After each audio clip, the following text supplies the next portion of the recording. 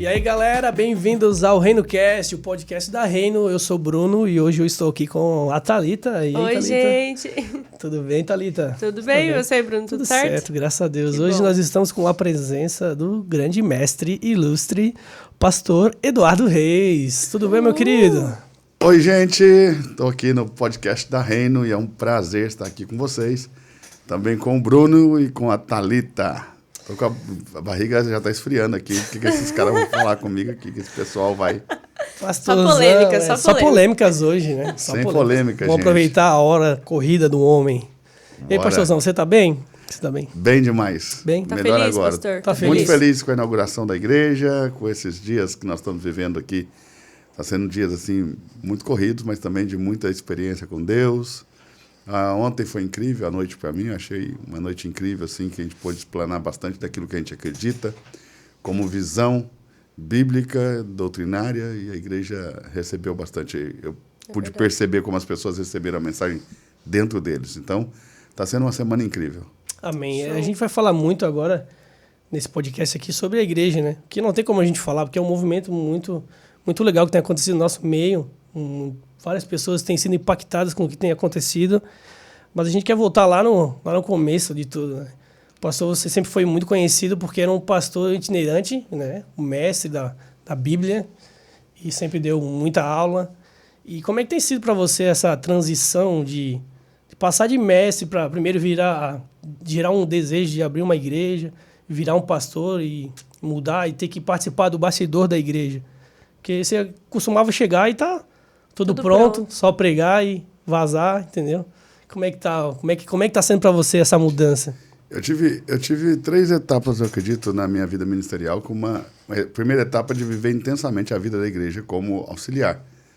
Então, eu auxiliava numa igreja local e eu vivia intensamente isso, porque a gente chegava às 6 horas da manhã para o primeiro culto, entendeu? E saía de lá às 5 horas da tarde, atendendo pessoas, orando com as pessoas, né? Tinha também os encontros da igreja, os eventos, e em tudo eu estava envolvido. Então, eu me envolvia de forma muito intensa com as coisas da igreja. Também fui professor da Faculdade Batista Mineira lá. Também, de uma forma muito intensa, eu me envolvi com a faculdade, com tudo que a faculdade produzia, de eventos e as aulas. Então, foi uma vida muito congregacional. Sim. E depois eu comecei a pregar fora. Foi uma vez, um dos pastores da igreja estava pregando em uma cidade do Triângulo Mineiro, e ele também era cônsul de um país, e o embaixador estava vindo para o Brasil, então ele precisava ir para o consulado no Rio de Janeiro. E ele falou comigo, olha, vai no meu lugar, finalizar, ele tinha começado, ele falou na sexta, eu precisava falar no sábado e no domingo, porque na verdade ele tinha um compromisso de falar de sexta a domingo.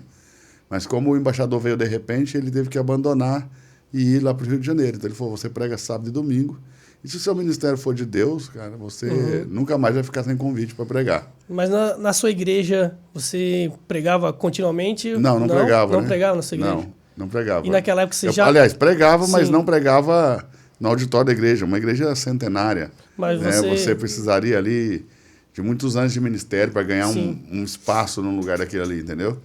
Então, eu pregava no dia a dia para as pessoas, para os amigos, pregava na rua, pregava nos encontros, as pessoas que vinham de fora, que vinham pessoas do Brasil todo para os encontros dessa igreja, né? Cantores famosos de todo o Brasil. Então, ali eu pregava tudo aquilo que eu acreditava, eu vivia, tudo que eu estava recebendo, tudo que eu estava aprendendo, eu compartilhava com as pessoas nessa vida congregacional. Mas era uma vida muito congregacional e muito intensa, né? Muito intensa. Eu tinha ali da igreja um salário mínimo. Eu doava esse salário de volta para a igreja, não pegava. Uau. E vivia realmente pela fé. Era algo assim, muito intenso. Claro, eu tinha a casa da minha mãe, eu morava com a minha mãe ainda. Eu vivia ali, sustentado por ela, e entregava e vivia com o básico do básico do básico, de uma forma muito simples, né? Porque a minha vida era entregue mesmo a tudo que era a vida da igreja. Fiquei anos servindo. Depois, quando eu vivi essa experiência de ir lá substituir esse pastor, eu acabei ficando uma semana a mais. Porque o pastor ligou para ele e falou assim, deixa ele ficar segunda e terça. Eu fiquei segunda e terça. Eu sei que preguei até o outro domingo. Eu preguei de um sábado até o outro domingo. E aí ele ainda pediu pro pastor para eu ficar um pouco mais, que as coisas que eu estava ensinando, eles queriam muito aprender. Mas deixa eu só cortar, você sempre foi nessa linha de ensino? Sempre ensino. Quando foi que você percebeu que, cara, eu acho que minha linha é para ser de mestre mesmo, ensinar? Eu acredito que eu tinha 11 anos. Sim? Uau. Quando eu entendi que eu queria ensinar. Bom, eu já cresci numa igreja de missionários batistas. Os pastores eram missionários batistas. Sim. E missionários batistas de origem batista, mas norte-americanos. Então, muito voltados para o ensino, porque eles eram professores, né? Ensinavam muito. Eram realmente mestres da palavra. E as palavras do pastor levavam, 2 horas. Entendeu? Isso é um tempo de hoje. E aquela voz monotona, sabe? Assim, sim. Professor de faculdade. Irmãos, tudo bem? Então, vamos abrir a Bíblia em Mateus. E aí vai. E aí, 2 horas assim. Nossa. Então, eu acabei tomando gosto pelo ensino, né? Porque já vinha aí, desde criança, desde os meus primeiros contatos com a igreja, foi com uma igreja que ensinava muito. Então, para mim, a igreja era isso, ensino. Né? Aliás, nem faz muito sentido para mim uma igreja que não ensina.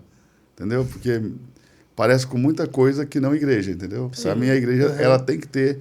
Ela pode ter todas as outras coisas, mas se ela não tiver ensino, para mim, falta algo como igreja, entende?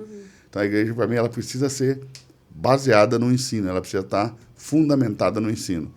E nós vivemos essa experiência, eu vivi desde pequeno com os meus tios que me levavam aí na igreja, era uma igreja de ensino, e eu fui crescendo com essa pegada. Mas quando eu tinha 11, 12 anos, com 12 anos eu fazia parte dos adolescentes, fui chamado para dar uma palestra para os jovens, dei muitas palestras na adolescência também para a renovação carismática católica. Sério? Nossa, claro que lá eles não conheciam a Bíblia, né? Então, porque os jovens católicos geralmente não lê Bíblia. Então eles tinham muito pouco contato com a Bíblia. Mas como a gente tinha muitos amigos que eram católicos, e eles viam que eu conhecia um pouquinho mais, então eles me chamavam. Então eu tinha mais oportunidade na renovação carismática católica do que na minha própria igreja. Isso é legal pontuar. Você falou e já falou várias vezes para mim, que você ia na igreja com seu tio, né? Assim, irmão da minha mãe, ele que me criou na igreja. E os seus pais não eram convertidos? Não, eu conheci meu pai, eu tinha já 32 anos. A Priscila fez uma festa de aniversário para mim, surpresa, e levou ele. Então eu não conhecia ele. Você não conhecia ele? Não. E como é que foi esse dia? Foi um dia terrível. Ao mesmo tempo incrível. Sério? Foi extraordinário. Por quê? Primeiro eu achava que eu não sentia falta de pai. Sim. Porque eu já tinha me acostumado a não ter pai, né? Sim. Eu acho que você sofre muito com a ideia de não ter pai quando você está na escola. Tipo no ensino fundamental, ali, 3ª série, 4ª série. Onde era para os pais serem mais presentes, né? Exato. Nessa fase. Então você sente ali, no dia dos pais, todo mundo fazendo bilhetinho para o pai, você não tem para quem levar, entende? Minha mãe, tampouco, nessa época, era muito presente, trabalhava muito, então não era muito presente. Mas eu acredito que aí era o momento que sentia falta. Então eu achava que não fazia mais falta.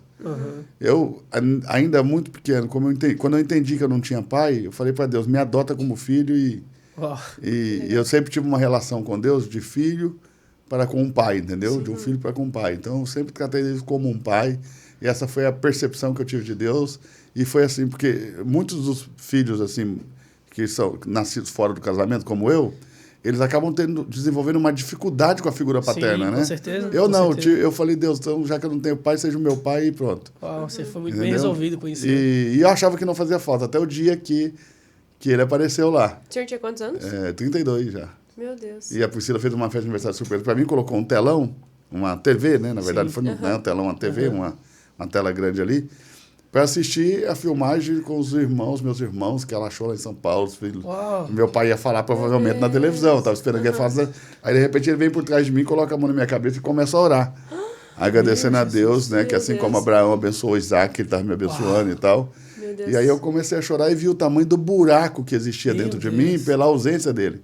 Sim, muito forte isso. E foi um momento assim muito difícil, porque não dava para falar muita coisa, entendeu? Claro. Ele não falou muito, eu também não falei muito, ele fez a oração e eu chorei, ele chorou. Mas sabe aquele choro que vem lá do fundo mesmo, sabe? É um choro muito, muito doído, porque você descobre que você tem falta de algo que você nem sabia o que era. Eu não sabia o que era paternidade, né? Sim. Uau. Eu não sabia o que era receber um abraço de uma pessoa e falar, eu sou seu pai, entendeu? Uhum. Eu te amo. E naquele momento que ele me abraçou e chorou, eu entendi que ele me amava, mesmo estando 32 anos longe, entendeu? Então eu entendi que ele me amava e foi algo incrível. Inclusive, ele faleceu recentemente, Sim, pois é, agora sim. com o Covid, né? Sim. Ele tinha um problema no coração, já que ele vinha lutando há muito tempo. Uhum. E acabou que ele pegou Covid e acabou falecendo. Mas nesse tempo, né, desde que eu conheci ele até ele falecer, eu falei bastante com ele, mais por telefone, fui na casa dele, se eu não me engano, 1 ou 2 vezes, ok? Mas, claro, não tem aquela Sim, relação não tem aquele intensa vínculo, né? de pai e filho, Sim. mas o pouco que eu tive foi de muito carinho, de muito amor, de muita reciprocidade. E no final de tudo, eu ainda tive a oportunidade de ajudar ele com algo que ele queria. E eu vivi uma experiência com ele também incrível, porque eu ajudei ele com algo que envolvia finança. Uhum. E depois ele me ligou, poucos dias antes dele morrer, querendo pagar, né? Ah, Querendo meu devolver Deus. e tal. E eu falei, não precisa, foi um presente, né? Eu quero abençoar e tal, porque ele queria aposentar, então tinha que pôr em ordem algumas coisas. E aí ele falou, não precisa. Eu falei, não, então obrigado. Ele orou por mim de novo e tal. Que legal. E Legal. poucos dias depois ele faleceu. Então, eu entendi que parece que ele sentia e ele não queria deixar nada mal resolvido comigo, entende? Ah, Que legal. Entendi isso. Eu fiquei, assim, impactado e foi um prazer, uma alegria grande ter podido fazer qualquer coisa, por mais simples Sim, que com seja. certeza. Sim. Foi Com certeza. algo bem simples, não foi nada grandioso, mas eu pude fazer e isso... Honrou a vida dele de alguma Isso, forma. né? exato, me deu Sim. a sensação de que eu estava sendo grato. Sim. E eu acho que a gente precisa ser grato. A gente vê muito o cuidado de Deus, então, né? Com essa situação inteira, né? Porque mesmo na ausência, sabe, eu preciso ser grato por ele ter me colocado no mundo. Sim, entendeu? com Se certeza. eu estou aqui, Sim, porque foi através dele que Deus preparou isso, então eu queria ser grato de alguma maneira e conseguir fazer alguma coisa, por mais simples que seja, eu consegui fazer alguma coisa para ajudá-lo. Nossa, legal. que legal. Caramba. e aí... Poxa, Que massa, cara. essa eu não nem ia saber. Essa também não sabe, essa é nova. Essa é nova. Mas não muito pergunta boa. não que eu falo tudo. E aí... Voltando lá, então, quando o senhor teve essa transição do pastor itinerante Bom, para então o pastor primeiro de igreja. eu vivi intensamente essa Sim. vida Ministerial, congregacional, que eu acho que é importantíssima, nada substitui ela. Sim. Você nunca vai aprender realmente o que você precisa aprender como ministério se você não viver a vida da igreja, ok? É impossível você construir um ministério à parte da vida da igreja, do congregacional, daquilo que é viver a igreja realmente, igreja, né? Viver sim. o corpo de Cristo ali. Sim, Então, eu acho que todo ministério que cresce longe disso é deficiente. sim, com certeza. Entendeu? As pessoas são deficientes, Com certeza. tanto no caráter como na construção do caráter, eu digo. Por quê? Porque a construção do caráter cristão passa pela vida da igreja, Com certeza. ok? Passa por esse deserto, que é estar vivendo em comunidade. Sim. É, O ser vivendo- humano aprende muito, né? Vivendo o ofício da igreja, né? Exato. Para viver com as pessoas, com a dificuldade e com o próprio mover da igreja, né? Um se Exato. ajudando. E um é ferramenta para afiar Sim, o outro, né? Sim, com certeza. Verdade. Não todos fazem a mesma função, mas o que outro faz é completo o que eu faço. E a gente faz tudo para um propósito, né? Então, eu corpo, acredito né? muito no ministério que nasce da igreja. Sim, O meu nasceu assim, nasceu da igreja. Então, Uhum. talvez seja por isso, né? Que eu acabo não entendendo. Então, eu fui lá pregar, esse pastor me fez ficar lá mais dias, ele falou para outro, que também me chamou, que falou para outro, que falou para outro, que falou para outro, e assim eu nunca mais parei de ter agenda. Eu cheguei no auge, assim, do meu ministério, no auge que eu digo, o momento, assim, que eu era mais Sim. requisitado, de ter 40, 50 convites por semana. uau. Meu Deus. Meu Deus do céu. E de ter que rejeitar quase Brasil todos, todo. do Brasil todo, do exterior, e de ter que rejeitar quase todos porque eu não conseguia atender. E mais, eu não era famoso, eu não era conhecido. É. Sim. Eu tinha uma agenda gigante e eu não era conhecido porque eu não estava na mídia. Quando eu conheci você em 2014, a palavra que você trouxe foi uma bomba na minha vida, assim.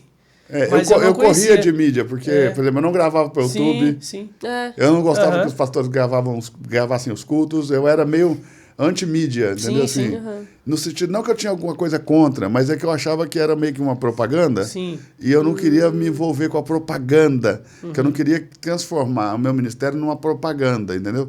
que eu vi, às vezes, que as pessoas faziam muita propaganda daquilo que Deus deu a elas.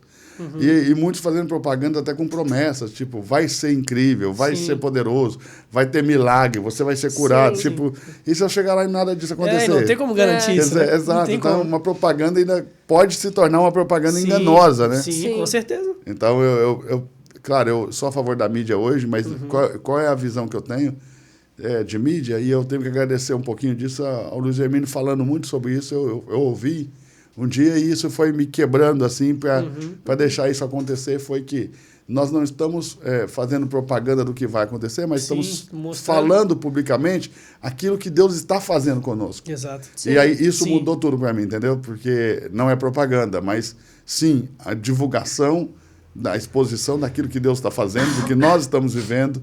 E isso sim, eu acho que eu acredito que é importante, que a gente possa enviar para o mundo inteiro tudo que nós estamos vivendo, tudo que Deus tem falado conosco, todas as experiências que nós estamos vivendo com Deus, isso é importante. E sempre a Thalita está aí conosco na mídia da igreja, eu sempre falo, Thalita, temos que tomar cuidado para que não vire uma propaganda. Então, e a gente tem visto o resultado disso, né? De não fazer, tipo, call to action, não falar, venha, você não perca, você não pode ficar de fora. A gente simplesmente mostra o que a gente está vivendo. E não é fácil você largar coisas que são estratégias de marketing que dão certo, tipo call to action. Você faz uma chamada para ação, as pessoas precisam ser direcionadas, ok? As pessoas têm uma necessidade de ter comandos. E aí você vai falar assim, eu vou tirar o comando. A pessoa vai ter que decidir por si só vir aqui. Exatamente. É muito difícil a gente terminar um vídeo sem falar, venha, faça parte, faça alguma coisa. Então, pra gente tem sido, a gente tem visto a clareza disso, tipo assim, no dia a dia, tudo quanto muito faz diferença. novo, né? Muito novo. Exatamente. E eu não sei se vocês têm essa mesma sensação que eu, que nós estamos nos esforçando para viver uma nova igreja, ok? Com certeza. Mas uma velha igreja está estruturada dentro de nós. É muito difícil. Nós somos educados, ensinados, construídos numa igreja que nós hoje chamamos de velha. Por quê? Por causa dos aspectos religiosos dessa igreja, por causa da dificuldade dessa igreja de lidar com toda a transformação que o mundo está sofrendo nesses últimos anos, né? De 3 anos para cá, você tem outro mundo. De 5 anos para cá, você tem outra igreja. A igreja, eu prego pelo Brasil todo, né? Preguei pelo Brasil todo. Eu consigo te dizer que esses últimos 5 anos aposentou pelo menos metade dos itinerantes. Okay? Porque eles não conseguem mais acompanhar a igreja. Certo? As pregações já não acompanham mais. Desatualizaram total, porque a igreja deu um salto, uma transformação tão rápida e tão orgânica, okay? Que 50% ou mais dos pregadores itinerantes ficaram desqualificados para a vida da igreja. Você pode ver que os pastores hoje chamam bem menos. Pô, nós estamos fazendo uma festa e não temos pregador. É verdade. Aí dá a prova, né? Se fosse verdade. isso há 5 anos atrás, Era teria um pregador. pregador por dia. O banner com um monte de carinhos. Né? Claro, porque nós estamos construindo algo. Não faz nem sentido a gente trazer alguém para falar diferente do que nós estamos falando. Verdade. Ou que cada dia alguém fale uma coisa, isso não é uma construção, né? Vira entretenimento. E às vezes as pessoas até fazem isso para atrair o público, mas não é o que a gente quer no momento, né? Exato. A gente quer construir algo com as pessoas que já estão ali com a gente, né? Investir nelas. Eu acredito que em momento nenhum nós temos que ter um método, uma estratégia para atrair as pessoas, ok? Que venham de nós. Okay? Nós temos que ter o quê? Uma direção do Espírito Santo, porque é ele que acrescenta aqueles que vão crendo à vida da igreja. Então, como é o Espírito Santo que acrescenta os que vão crendo, ok? Ele vai acrescentando a nós. Então, eu acredito que se nós tivermos uma direção para caminhar, como essa que nós temos, qual é a direção que nós temos hoje? Nós temos uma direção de vamos mostrar o que estamos vivendo e não vamos fazer propaganda, ok? E nessa direção, Deus tem levado gente, né? A igreja tem ficado lotada todos os dias. Nós temos que fechar as portas, as pessoas não conseguem entrar, tem gente que volta para casa. Depois pessoas do Brasil todo têm vindo morar aqui. A pessoa se arruma, vai para lá e chega lá, não pode entrar. Está vindo gente do Brasil todo morar aqui. Famílias inteiras, né? Jovens mudando, vindo morar em Balneário Camboriú, por causa da igreja mesmo, que você não fala isso para elas. Elas sentem o desejo de estar aqui. Ninguém fala, a gente não fala, vem morar aqui em Balneário para participar da igreja. E é muito legal que simplesmente se movem. Quando você conversa com essas pessoas, ela fala, cara, a gente assistia pela internet e era uma coisa tão louca que a gente decidiu vir para ver, chegou aqui, a experiência é muito maior e, cara, a gente decidiu ficar. Eu acredito que a internet não reflete o que nós vivemos de fato. Eu acho que nem tipo, nem 10%. Não. Uhum. Porque, claro, a gente quer melhorar, né? Agora nós conseguimos, graças a Deus, recursos para comprar 2 câmeras boas. Que bom, graças a Deus. Nós vamos comprar em breve Glórias. 2 câmeras boas. Temos que importar essas câmeras, então aí demora um pouquinho mais, mas nós já conseguimos o recurso, que é isso que importa, né?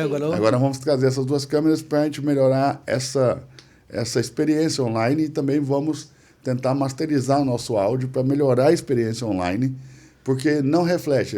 Na internet você não tem ideia realmente da experiência que nós estamos vivendo de culto. Sim. Do impacto, da presença, né? Também tem pouca... o áudio vem da mesa, não está masterizado, pouca ambientação. O ambiente, nós não temos microfones ambientes para transmitir realmente a reação das pessoas, aquilo que Deus está fazendo, entendeu? Em relação a isso da transmissão, do culto online, qual que é a sua visão sobre a igreja online? Sobre as pessoas participarem, fazerem parte da nossa igreja sem estar fisicamente aqui. O que o senhor pensa sobre isso? Então, eu estava estudando com o Sair um texto de Colossenses, e nós estávamos numa parte que Paulo falava aos Colossenses na sua carta, ainda que eu nunca tenha estado com vocês na carne. Uau. Ou seja, ele nunca esteve presente. Sim. Paulo nunca foi lá em Colossenses. Ele fundou a igreja e nunca foi lá. Ok? Não obstante, ele tinha lá colaboradores. Porque por meio de cartas, ele implantou, edificou uma igreja à distância, gerou discípulos, filhos espirituais e foi além. Ele fez desses filhos colaboradores com ele naquela obra que ele estava edificando para Deus. Uau. E se ele conseguiu fazer isso por meio de cartas, imagina só o que ele não faria por meio da internet. Meu Deus. Então, o que eu entendi? Que nós não precisamos estar lá com a pessoa para que ela seja igreja. Ela é igreja onde ela estiver. E nós somos igrejas aqui e nós podemos nos comunicar com eles lá, não só implantar a igreja, como também gerar discípulos, gerar filhos espirituais e até colaboradores para a obra. Uau. Entende? E o investimento nosso, hoje ele é maior em pessoas, grande parte do que nós arrecadamos na igreja vai para investimento em pessoas, ainda que a gente é uma igreja que ainda arrecada muito pouco diante do que a gente precisa e deseja para os projetos que Deus tem nos dado, né? Sim. Muitos projetos, né? Muito projeto, a gente tem uma arrecadação pequena, mas também o dinheiro não é o nosso foco, não é o nosso alvo, então a gente entende que isso vai crescendo bem aos poucos, né? Então, como a arrecadação é pequena, mas grande parte desse recurso é investido em gente. E outra parte é investido nessa comunicação, na forma de comunicar à distância, de comunicar por meio das mídias sociais, comunicar por meio... Agora, recentemente, nós estamos criando nosso canal no YouTube, que vai ser um meio de comunicação que nós vamos investir muito tempo e recursos nele. Também a igreja online, que nós não vamos apenas transmitir o culto, né? Nós literalmente vamos criar uma igreja online. Nós estamos dando um curso agora para as pessoas que congregam online conosco, que é o DNA do Reino, que é o mesmo curso aqui de entrada da igreja, é o primeiro curso da igreja, o mesmo curso que as pessoas têm presencialmente aqui, os que são membros online também já estão tendo esse curso. Para quê? Para que eles também possam conhecer a nossa visão, conhecer a nossa pregação, saber no que cremos, para onde estamos indo, e eu creio que isso é muito importante, então eles estão vivendo também. Então nós vamos transformar essa experiência de transmissão online de culto em uma igreja de verdade. Sim. Uma igreja online, onde as pessoas serão igreja onde quer que estejam. Eu vejo que, assim, por muito tempo, eu escutei muitos pastores grandes falando que você só era membro de uma igreja se você fosse presencialmente. Isso foi a visão, assim, da igreja por muito tempo. Mas eu vejo que, como com a chegada da pandemia, todas as igrejas fecharam e todo mundo teve que ser membro à distância. Participava de célula à distância. Então, você vê que a pandemia provou o contrário. Exatamente. E é uma coisa muito legal, pelo menos na sua vida. Você era um pastor conhecido, itinerante, abriu uma igreja, mas não abriu uma igreja normal, como uma igreja comum, a velha igreja. É você transicionar da itinerância para abrir a igreja, que já é uma mudança gigante, e você, dessa igreja, derivado uma outra estrutura de igreja, que é essa modernidade de trazer algo mais leve, de trazer o online para dentro, para as pessoas que estão de fora para dentro. Então, assim, é uma transição muito, muito gigantesca, né? Como é que tem se passado isso? Primeiro, assim, a igreja nasce na pandemia. Sim. Eu digo que a igreja nasce, a gente não abre, ela nasce. E quando ela nasceu, eu estava dando aula para os meus alunos, como eu sempre faço online. Eu tenho, na pandemia, eu fui de de 2.000 alunos, né, para, tipo, 12, 13, 15 vezes mais. Uau. Entendeu? A gente cresceu 1000% em um mês na internet, eu e o Thiago Lobos, com a Escola do Reino Club, com os meus alunos, a gente cresceu 1000% em um mês. E foi um negócio, assim, incrível. Porque no início da pandemia, bem em março, a gente começou a fazer os desafios bíblicos e a gente foi crescendo 1000% no mês, 1000% no outro mês. E o negócio explodiu. Uma coisa de louco. Então, eu estava dando aula para meus alunos e o Espírito de Deus falou comigo, vai nascer. E Priscila tinha tido um sonho dias antes que ela estava grávida. Essa história é muito forte. Entendeu?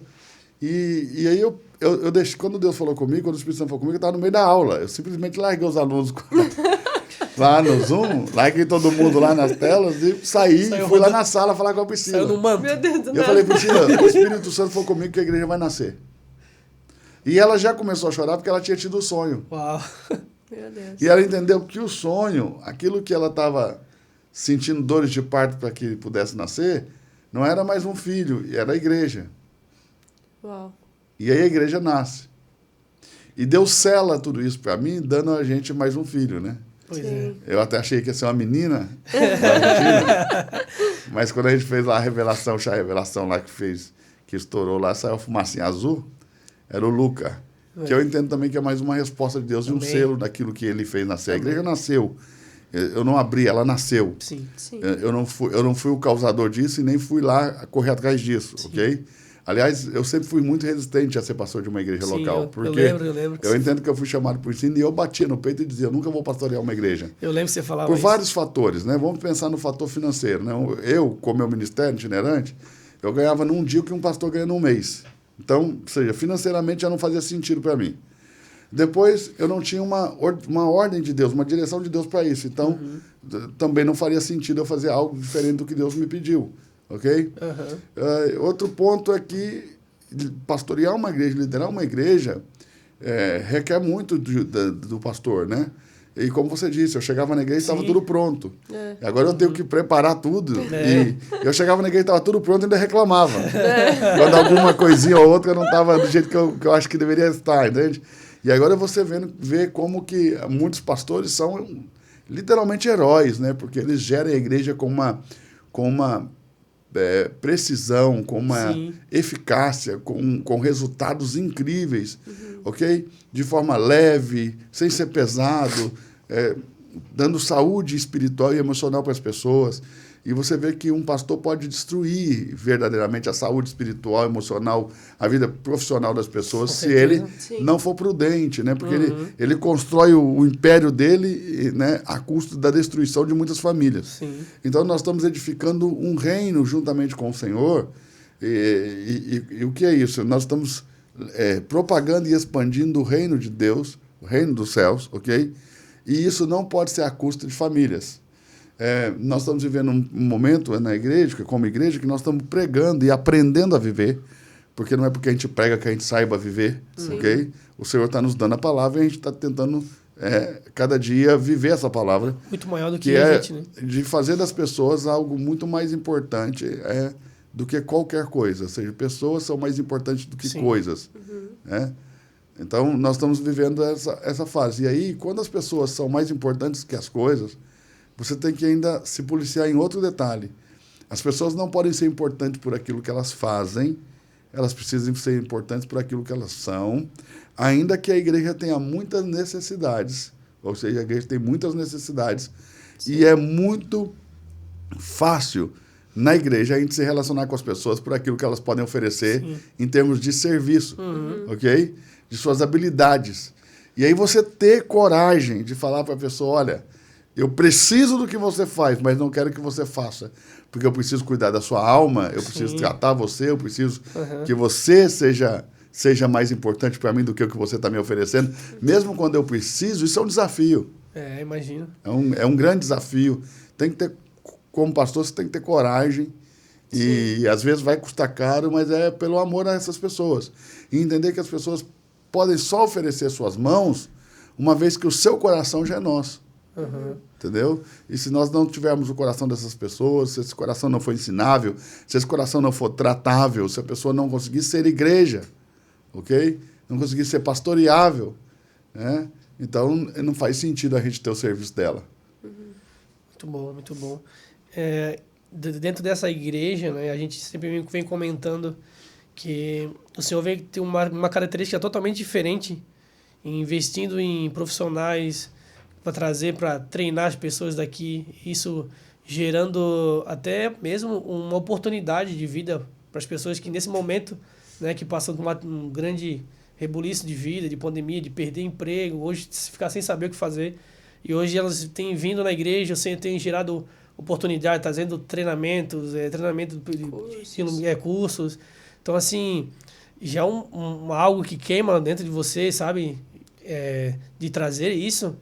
Investir em pessoas, não só no tempo, mas financeiramente também. Porque você bota muito do seu recurso, né? A gente investe muito em treinamentos, porque eu acredito que o reino de Deus é um lugar de oportunidades. Tá? Primeiro ponto, eu acredito que todo ser humano nasceu com um talento dado por Deus. Um talento natural. Todo mundo tem. Um talento de falar, o outro é o talento para jogar bola, o outro é o talento para ensinar, o outro é o talento para mídia, para criar. E, cara, assim, a gente podia ficar aqui dando uma lista de talentos que Deus dá para as pessoas naturalmente, que fazem das pessoas únicas, ok?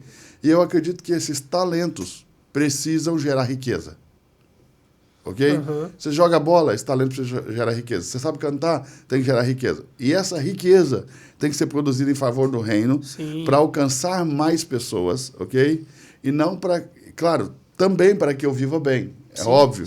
Ok? A sua qualidade de vida vai determinar o seu alcance, sua produtividade, tudo vai melhorar se a sua qualidade de vida melhora. Ok? Seus relacionamentos, seu network, tudo vai mudar. Ok? Mas... a base não é essa. Não é que eu viva melhor apenas. Sim. É que eu viva melhor para alcançar mais gente. Entende? É que eu tenha uma vida melhor, que o meu network aumente, que o meu relacionamento aumente, que eu tenha mais tempo. Né? Porque quando eu começo a produzir recursos é um negócio engraçado. Porque para você produzir recursos, primeiro você não tem tempo nenhum. Mas depois que você o gera, você ganha um tempo que é precioso. Que vale mais do que o próprio dinheiro. Então, quando você consegue ter tempo para ajudar as pessoas, estar com elas, investir nelas, todo o seu conhecimento, ok? Então, para isso que o reino deve gerar recursos. Nós devemos gerar recursos para alcançar outras pessoas. Todos esses talentos precisam gerar recursos. Só que talentos, se eles não são aperfeiçoados, se perdem. Entende? Por melhor que você seja de futebol, se você não entrar em todo um processo para você ser um jogador famoso, você vai perder esse talento, vai se perder e você nunca vai deixar de ser um jogador de várzea. Entendeu? Sim. Então, ou seja, tem muita gente talentosa, e você deve ter conhecido na sua vida também, no futebol, que nunca chegou em lugar nenhum. Sim, várias. E às vezes pessoas que são muito melhores do que as pessoas que ganharam destaque, fama, reconhecimento. Ok? Mas por quê? Porque não entraram no processo. Não entenderam que esse talento precisava gerar riqueza, não tiveram disciplina, não tiveram força de vontade, não tiveram apoio, não tiveram treinamento, entendeu? Não tiveram mentores. Então, todas estas coisas vão fazer que os nossos talentos produzam riqueza, ok?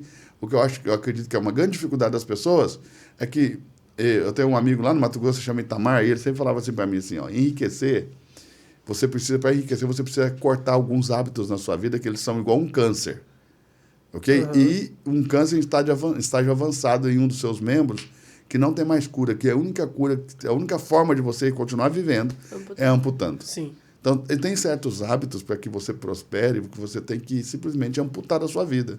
Okay? E nós temos dificuldade de amputar.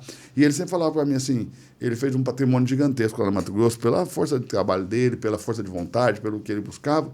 Não é o nosso objetivo, não é nada, estou dando como exemplo aqui de força de vontade e de entendimento das coisas. E ele dizia o seguinte, que ele comeu arroz com ovo muitos anos, entendeu? Mas hoje ele escolhe em qual restaurante ele quer comer. E as pessoas não querem passar por esse processo, sabe? Do construir. Elas querem já pular para os restaurantes. E ele passou comendo arroz com ovo quando ele já tinha possibilidade de escolher um restaurante. Ele já tinha alguns milhões. Exatamente. Entendeu? E continuou comendo arroz com ovo. Só que ele entendeu que esses milhões ainda, se ele não administrasse direito e não trabalhasse muito, isso podia se perder. Ok? Então, hoje que ele tem múltiplos milhões, é o que ele fala, ele não trabalha mais, quem trabalha por ele é toda a riqueza que ele gerou. Sim. Ok? Então, ele pode sair escolhendo o restaurante que ele quer, ele pode ficar sem ir no trabalho, pode acordar 9 horas da manhã. Ok? Por quê? Porque ele passou uma vida acordando 5 da manhã, trabalhando de 6 às 18. Mas, assim, o que eu estou querendo dizer com isso? Não quer dizer que isso é um exemplo. Estou querendo dizer para vocês que o exemplo é que sempre nós vamos ter que pagar um preço antes de alcançarmos aquilo que nós desejamos. E as pessoas não estão dispostas a pagar preço, elas querem sempre pegar atalhos. E aí nunca acontece. Porque o atalho parece mais rápido, só que ele dá uma coisinha errada quando você está quase chegando. Aí você tem que voltar lá do início de novo.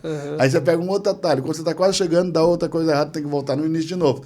E a pessoa vive essa vida de vai e vem e nunca chega onde ela almeja, porque simplesmente ela está tentando burlar o processo. Então, nós não podemos burlar o processo. Temos que sofrer o dano de produzir estabilidade. Ok? Então, fulano tem... A gente também costuma sempre ficar comparando com os outros. E aí você quer comparar...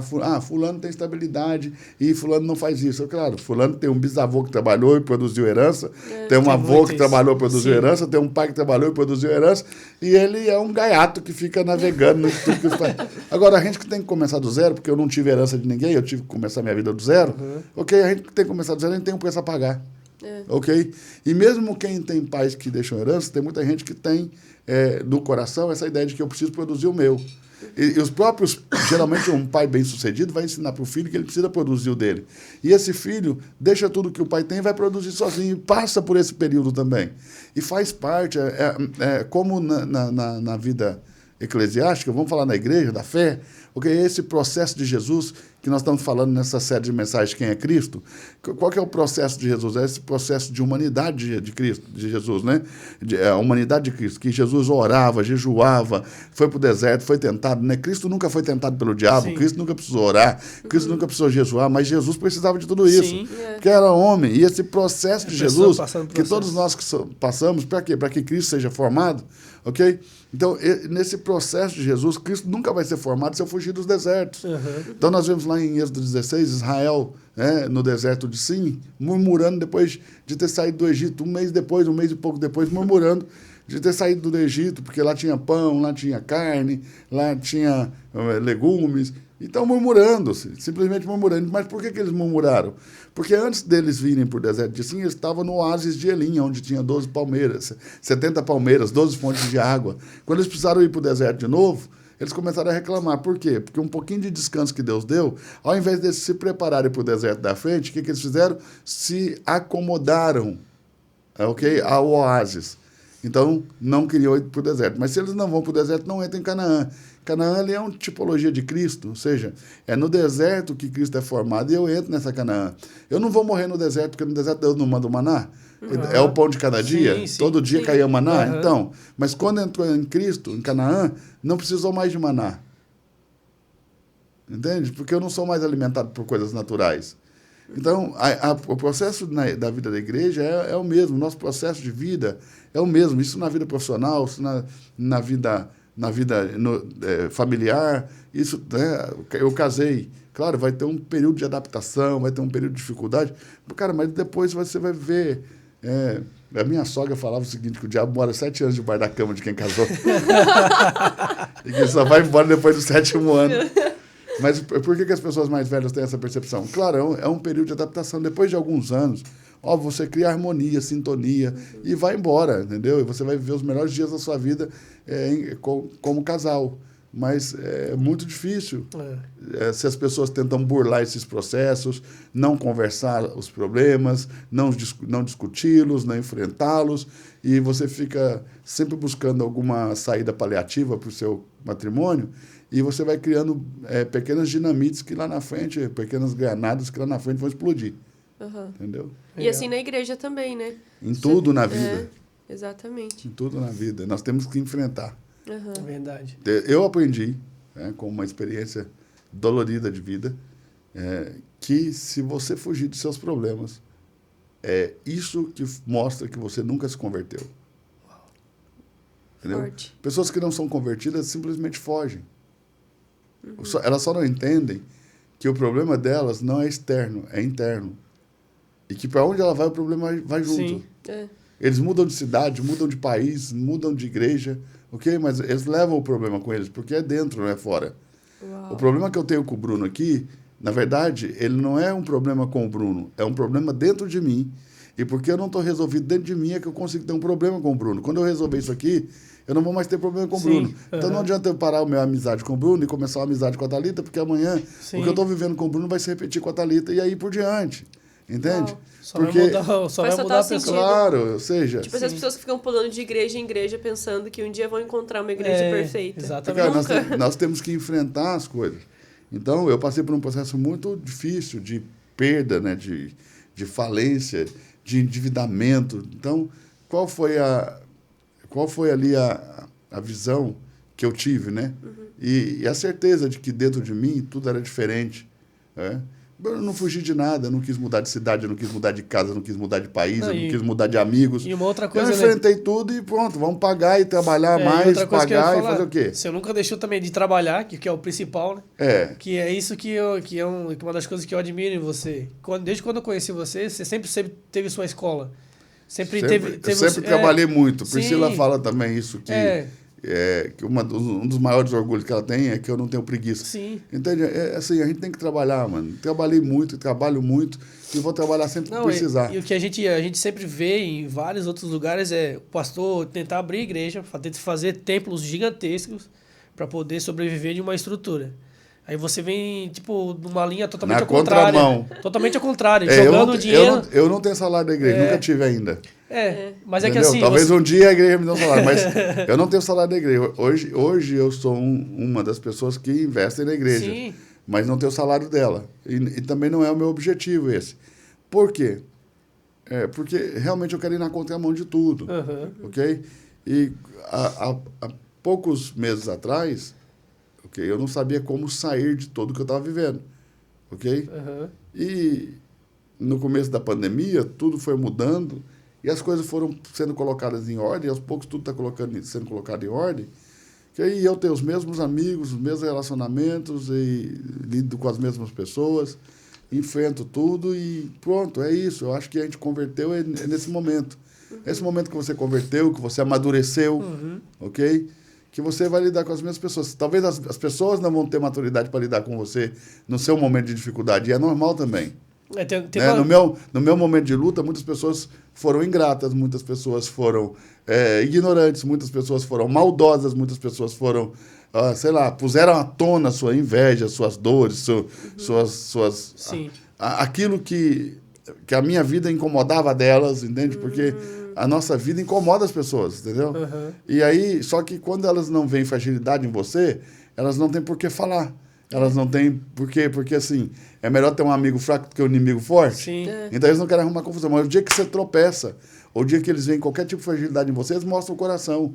E eu, infelizmente, conheci o coração de muita gente nesses meus dias difíceis. Mas eu entendo que a minha maior dificuldade de administração, eu passei por problemas financeiros seríssimos.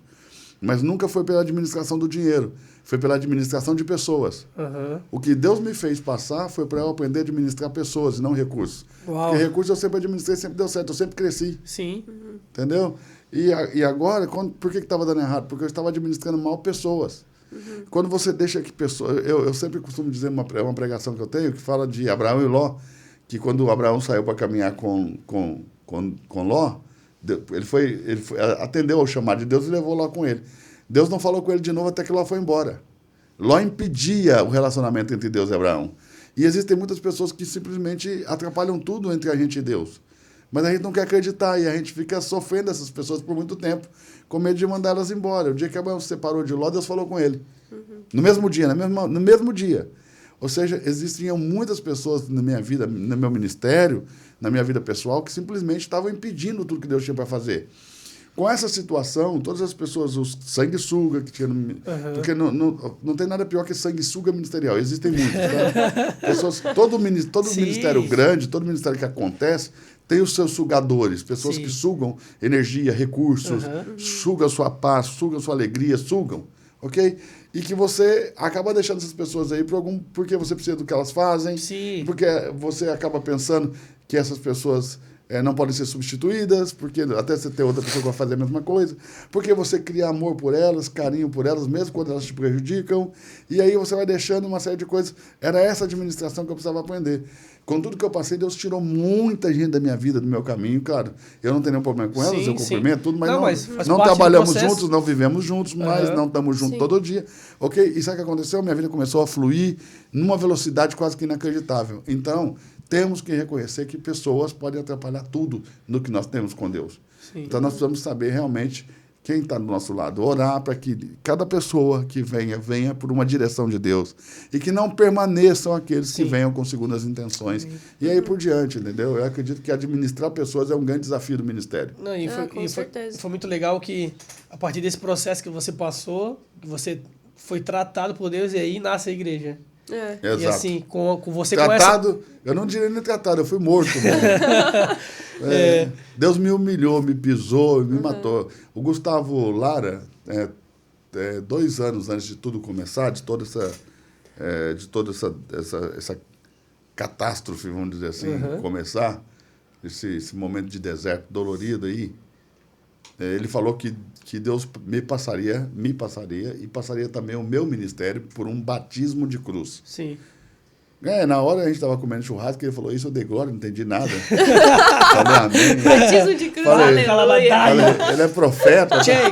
Ele é profeta, é uma benção. Até recebeu. Jogou um elebe ali, calacia. Cara, 2 anos depois, quando começou a acontecer, eu liguei para ele e falei, que batismo de cruz é esse? Retira essa palavra, pelo amor de Deus. Aí ele falou comigo bem simples, cruz não fala de outra coisa senão de morte.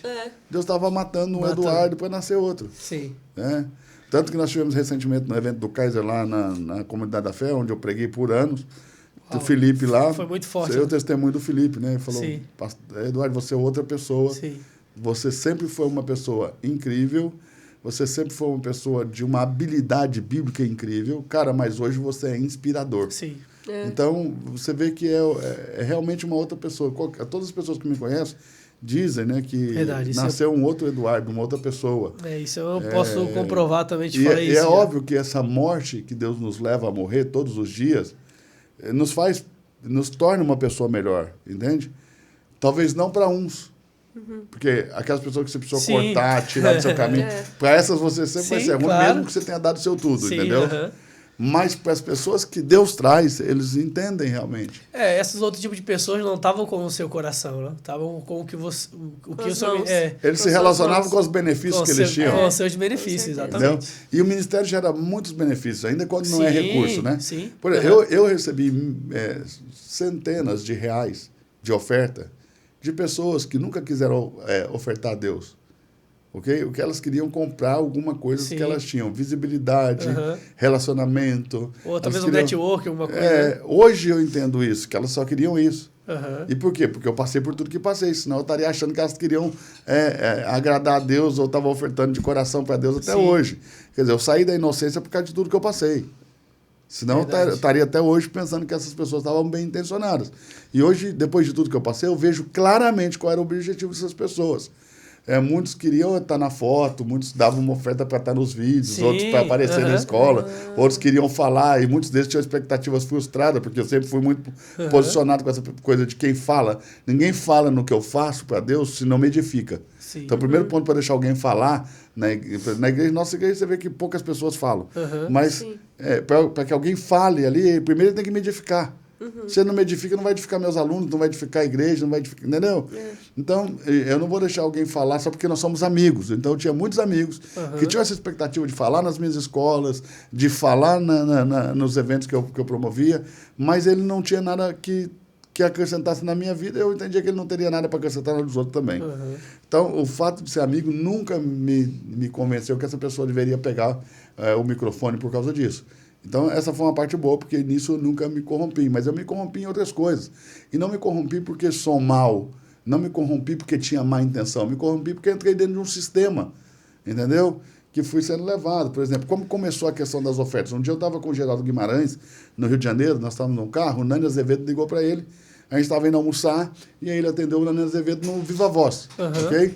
E o Nani falou para ele, e aí, Geraldo, tudo bem? Você está onde? Eu estou indo almoçar com o Eduardo Reis e tal.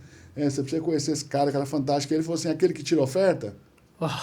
Já tinha um rótulo pra você. Então, estava no Viva Voz. Na hora que eu ouvi aquilo, então o Espírito Santo falou comigo dessa maneira. Olha no que você está se transformando. Sim. Ou seja, com o tanto de conhecimento que eu carregava, né, já naquele momento, com tudo que eu podia compartilhar e com tudo que eu poderia contribuir na área do ensino para a igreja, independente de teologia, né, não vou nem discutir teologia é um negócio que a gente vai para a academia para discutir, mas eu podia acrescentar muito, porque realmente eu tive muita experiência com a revelação do Senhor, com a palavra, né? Eu passava, a Priscila, lembra? Eu começava a estudar à tarde, Priscila chegava em casa, estava ali, ela ia dormir, eu estava estudando, ela acordava para trabalhar no outro dia, 7 horas da manhã, eu estava estudando ainda. Então, assim, eu passava noites e noites e noites e noites inteiras estudando, então sempre fui muito dedicado a estudar a palavra. E o que acontece? Eu tinha muito para contribuir, mas estava sendo transformado nisso. Como que isso começou? Óbvio que eu nunca tive a intenção de ser o tirador de oferta. Sim. Com a riqueza do que eu carrego de revelação da parte do Senhor da palavra, eu nunca tive a pretensão de ser tirador de oferta. Mas começava como? Eu ia pregar numa igreja, chegava lá, o pastor estava falando o quê? Cara, tá difícil, eu tô no vermelho, tá uma luta, né? Eu não sei como que eu vou sair disso, e o pastor aflito e tal. E eu tenho de Deus, carrego de Deus uma graça, ok? Para falar de finanças na Bíblia.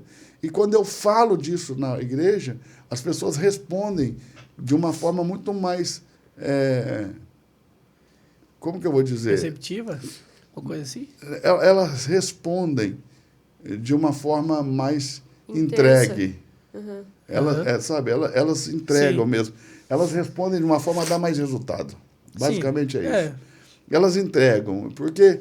Eu nunca falei para elas fazerem algo que eu não tivesse feito primeiro. Sim, com certeza. Nunca falei para elas fazer uma coisa que eu não acreditasse. Então, eu tinha muita autoridade para falar, porque tudo que eu estava falando para elas fazer em termos de oferta, eu já tinha feito 10 vezes mais do que eu estava pedindo para eles fazerem. Então, você ganha autoridade para falar das coisas. Sim, e nada que não era bíblico, né? Sim, uma experiência que... Cara, era bíblico, mas não era correto. E por que eu vou dizer que não era correto? Eu vou dizer, por causa do coração? Não, por causa da intenção. Já começa pela intenção. A intenção Se a intenção existe uma necessidade, a necessidade está sendo meu Deus. Sim. Entendeu? Eu não posso me mover nessa área na igreja, né? E qual era a proposta? Sempre o apotropismo. Sim. Sempre essa relação apotropaica, de troca, de barganha. Eu dou alguma coisa para a divindade para afastar um mal ou para atrair uma bênção, entende? Então, essa relação apotropaica, ela era a base de tudo aquilo que eu fazia, ok? E num primeiro momento, é assim mesmo que a gente começa uma relação com Deus, na troca, né? Porque a maioria das pessoas vem para a igreja porque elas precisam de alguma coisa. Precisam de ajuda, ainda que não seja de dinheiro. Sim. Okay? Mas de ajuda emocional, de ajuda espiritual, alguns de ajuda financeira. Então, mas as pessoas vêm atrás de uma solução para a vida delas. A maioria, ok? Não todas, mas a maioria. E assim começa a relação. O problema é quando a gente vai amadurecendo. Chega uma hora que Deus não quer mais aquilo, não permite mais aquilo. Aliás, ele nunca quis, né? Ele até entendia, mas chega uma hora que ele vê que você precisa crescer. E na hora que ele entende que você precisa crescer, ele vai trabalhar com você como um pai que quer fazer crescer o filho. Então, qual foi a visão que Deus me deu de tudo isso? Foi o Lourenço comendo a primeira papinha, meu primeiro filho, e ele foi comer a primeira papinha, jogou comida no telhado, no teto da casa, né? No telhado não, no gesso ali, no teto. Jogou comida no sofá, na televisão, nele. E eu e Priscila, cara, nós estávamos rindo e achando bom e aplaudindo. E super felizes, porque ele estava comendo sozinho pela primeira vez a papinha dele. Ok? Se ele fizer isso hoje, a gente vai repreender. Então, foi isso que Deus me mostrou. Que tem certas coisas que no momento ela é grava, mas à medida que você vai crescendo, você já não pode mais fazer. Sim. Porque é normal que você faça quando você é criança, mas não é normal que você permaneça fazendo para sempre. Então, foi nisso que Deus foi me tratando, foi me levando a um amadurecimento nessa área. Então, quando eu chegava na igreja que os pastores estavam falando dessas dores, dessas crises, desse sofrimento, e eu sabia que eu tinha um talento de Deus, um dom de Deus, ok? Para falar, ok? E que quando eu usava esse dom para falar, para ensinar as escrituras, a resposta das pessoas financeiramente e a gratidão das pessoas pelo ensino era algo assim que ia muito além. Tipo, se uma igreja arrecada lá 1.000, na hora que eu pregava, arrecadava 10. Entendeu? Se eu ministrasse a oferta. Então, o que eu dizia? Eu não posso não ajudar a igreja. Sim. Poxa, a igreja está chovendo, como é que eu não vou ajudar? Sua intenção então, era boa. O que aconteceu? Eu ia lá e ministrava 3 dias, levantava uma oferta e deixava lá. O pastor me dava. E houveram pastores até que deixaram a igreja pensando que eu levava o dinheiro para mim. É isso que eu ia perguntar. Se o senhor levava uma porcentagem da oferta, porque normalmente as pessoas pensam isso. Não, tipo, ele leva uma porcentagem. Eu mesmo não exigia nada dos pastores. Geralmente eles diziam, eu vou te dar metade. E mesmo assim não conseguiam cumprir. A maioria deles. Eles ofereciam. Não acreditavam? Eles ofereciam e depois não conseguiam cumprir. Depois o Malafaia disse que isso era coisa de bandido. Né, dividir a oferta da igreja. Ele falou que era coisa de bandido. E por um lado, mesmo eu não sendo a pessoa que propunha isso, quem propunha geralmente eram os pastores, eu acabei entendendo que ele tinha razão nisso. Entendeu? Por quê? Porque de alguma forma você está usurpando, ok? Eu não vou dizer que você tenha a intenção de roubar. Sim. Não é essa, porque, por exemplo, o dinheiro que eu ganhava na igreja, grande parte dele ia para o meu ministério, nem ia para o meu uso pessoal. Sim, você sempre ajudou muito as pessoas. Porque eu também sempre empreendi muito, então sempre minha vida pessoal, eu consegui levar ela adiante com o meu empreendedorismo. Porém, okay, a maior parte do dinheiro do meu ministério ia para o ministério. Ou seja, eu recebia dinheiro de Deus para fazer coisas para Deus. Sim, com certeza. Ok? Mas ainda assim estava errado por causa da intenção, mano. Era tudo por causa de uma necessidade. E era uma bandidagem mesmo, porque às vezes, se a igreja está sofrendo, geralmente eu deixava, tá, Bruno? Eles propunham 50%, geralmente eu deixava. Eu só levava mesmo esses 50% quando eu via que o cara era muito mala, e aí para tratar com ele eu levava, entendeu? Mas geralmente eu largava. A maioria dos lugares que eu preguei, a maioria das mensagens que eu fui, eu nunca pedi, exigi nada, entendeu? E depois, no final, quando eu já tinha um escritório, tinha uma equipe, tinha uma estrutura, aí nós começamos a estabelecer tipo algo básico, porque também você acaba indo e você constrói uma estrutura grande que custa caro, você tem que financiar todo mês, e as pessoas acabam também te dando tapa nas costas. Então, a gente acabou estabelecendo algo básico. Mas eu nunca fui de ficar dando valores, e também sempre fui mais abençoado do que merecia, entendeu? Raramente, eu posso contar nos dedos das igrejas que eu fui desonrado. Então, normalmente eu ganhava mais do que merecia. Então, mas criou-se uma ideia. O que o pastor falava para o outro? Pô, leva ele aí, porque depois ele me igreja no verde, eu estava no vermelho. Aí o outro ligava para ele, ele veio aqui e levantou uma oferta gigantesca. Eu já cheguei a ministrar ofertas de R$1 milhão em 25 minutos de mensagem. Meu Deus. Entendeu? Então, aí o cara dizia, vem aqui. Por exemplo, eu fui numa igreja que num domingo de manhã nós levantamos mais de R$1 milhão. Eu preguei 25 minutos e ministrei a oferta. Entrou mais de R$1 milhão de oferta que o pastor precisava lá para pagar o negócio que ele tinha colocado na igreja lá, o ar que ele tinha posto na igreja. Então, foi mais de R$1 milhão. Ele me deu uma oferta de 16 mil. Entendeu? Mas entrou lá para a igreja mais de R$1 milhão. E ele me deu uma oferta de 16 mil. Normalmente, quando eu ia lá, ele me dava uma oferta de 4 mil.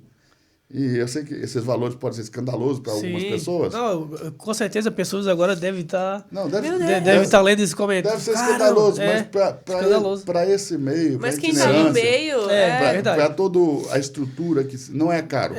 As pessoas não fazem a noção do que acontece. Você tem toda uma estrutura, tem um monte de coisa por trás que as pessoas não estão vendo. Sim. Mas eram 4 mil, 3 mil... São os valores que naquele momento se praticava. Acho que agora na pandemia, né? Porque também faz tempo que eu não saio para pregar por causa disso, entendeu? Então, eu parei... Lá, quando eu tive o meu problema grave, eu já não pregava mais quase nas igrejas.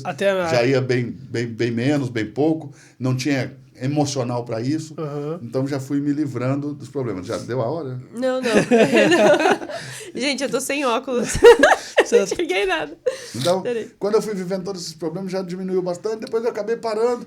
Hoje eu vou no lugar que são amigos. E não vou por causa da oferta. Então, mudou tudo. Mas, nessa pandemia agora, a maioria dos pastores vieram pro digital. Estão lançando produtos também. Estão parando de viajar um pouco. Não, mas ainda tem os itinerantes aí que estão fora da casinha.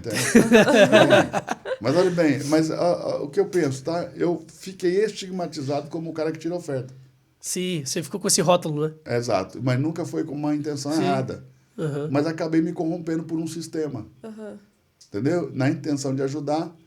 E aí depois eu fui descobrindo, por exemplo, o cara que tinha que pagar o ar lá, que não dormia por causa disso, tinha comprado o ar à vista. Depois eu conheci o cara da empresa de ar, descobri. E aí, nesse começou dia, a ver por trás o que acontecia, claro, né? nesse dia eu estava na frente do Hyatt, ali na Praia da Reserva, no Rio de Janeiro. Eu sentei ali na calça da frente e chorei igual uma criança. Mas teve eu falei, não é possível que eu sou tão inocente. Mas teve algum momento... me enganam dessa maneira. Mas teve algum momento que você parou assim e pensou, olha, como eu cheguei nesse lugar e como eu sou bom, vamos supor assim. Teve um momento que subiu pra cabeça, deu aquela... Foi nesse dia que Deus me pegou. Eu lembro o dia, a noite, foi uma noite, eu lembro exatamente o dia, a hora e aonde eu estava. Eu estava na Alameda Santos, em São Paulo, no Hotel Renascença, numa suíte das mais caras do Hotel Renascença. Eu sentei na janela, vi a torre da TV em São Paulo, na Paulista, e eu falei, Deus, que bênção aí onde o Senhor me colocou. Putz. Ok? Porque eu tenho um dom. Sim. Que se me tirarem tudo, em 2, 3 anos eu levanto tudo de novo, eu construo tudo de novo. Entende? Eu falei dessa maneira. No momento que eu falei isso, na hora eu entendi que eu tinha falado besteira. Putz. Ajoelhei e comecei a pedir perdão para Deus, mas não adiantava. Não deu mais. Não deu tempo. Eu já tinha recebido como uma afronta. Nossa. Uma afronta. E realmente foi uma afronta, uma soberba. Sim. Sem fim, descomunal. Porque o seu coração largou, né? Quer dizer, meu coração confiou em mim. Né? Eu tirei a dependência de Deus para confiar num dom que eu sabia que não pode ser tirado de mim. Sim. Porque os dons não podem ser removidos. Ok? Sim. E eu disse, em 2 anos eu construo tudo, né? Eu fiquei 4 anos com uma dívida milionária, sem saber como pagar. Uau.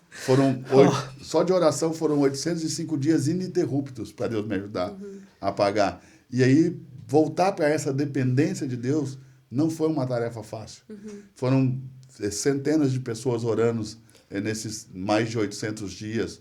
Centenas de pessoas orando, umas paravam, outras entravam em oração, mas nós oramos mais de 800 dias sem interromper nenhum. A gente começou orando 5 vezes por dia, depois 3 vezes por dia, depois 2 vezes por dia, depois 1 vez à madrugada, depois Deus foi alternando os horários, até que quando deu 805 dias, Deus falou comigo, vou virar a chave hoje.